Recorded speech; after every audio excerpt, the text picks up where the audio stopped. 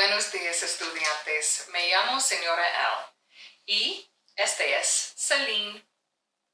Hoy vamos a aprender sobre el verbo ser. Today, we're going to learn about the verb ser. Now, in Spanish, there are two ways to say to be.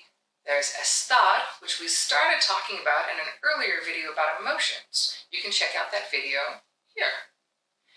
But ser is for the things that do not change. Ser is about our origins, or about our relations, or our jobs, or our characteristics.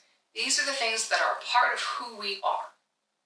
So, as we get into ser, there are various forms of that we can use it in. For example, for origins, I would say, if I was talking about myself, yo soy de California.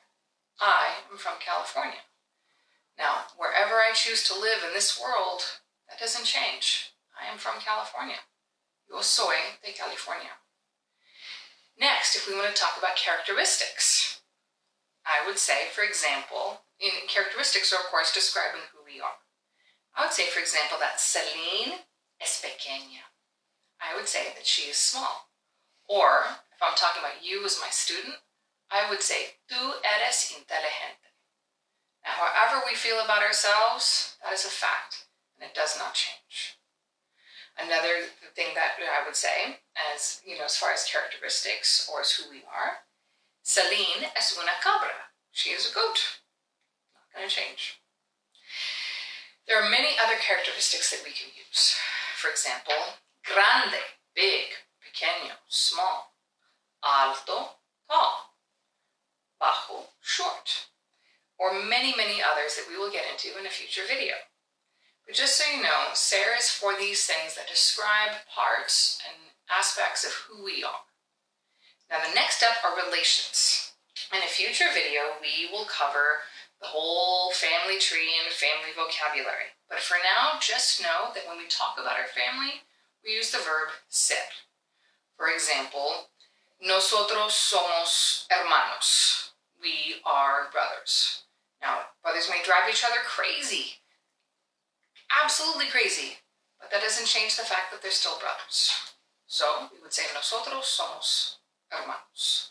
Or, I would say, for example, Celine y Luz son hermanas. Celine and Luz are sisters. They fight frequently, but they're still sisters. Okay? The next thing that we would talk about would be our occupations. Now, our occupations, of course, are our jobs. In modern day, we can have, frequent jobs, or we can change jobs frequently. We can have different jobs throughout our lives. But in Spanish, our professions or our jobs are part of who we are. So we use the verb ser. For example, yo soy una maestra. I am a teacher. But I am also an author. So I'd also say, yo soy una autora también. We can have multiple jobs, and we can change our professions over time.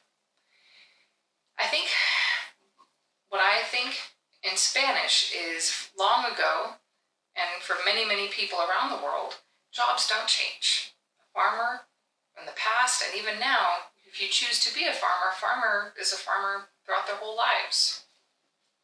Or sailors. Long ago, sailors were sailors. And unless they really chose to change their professions, that didn't change. And even if you do change your profession, even if you choose to someday have 5 or 6 different jobs throughout your life, your job is part of who you are. So you would say, yo soy. Now, conveniently, ser can also be used to describe time and dates and months, which is a little strange, but we're going to get into that in a future video. Until then, if you have any further questions or want to learn anything more, please check out our other videos and also make sure to subscribe in the link below. Until then, hasta luego, estudiantes. Thank you so much for checking out our videos.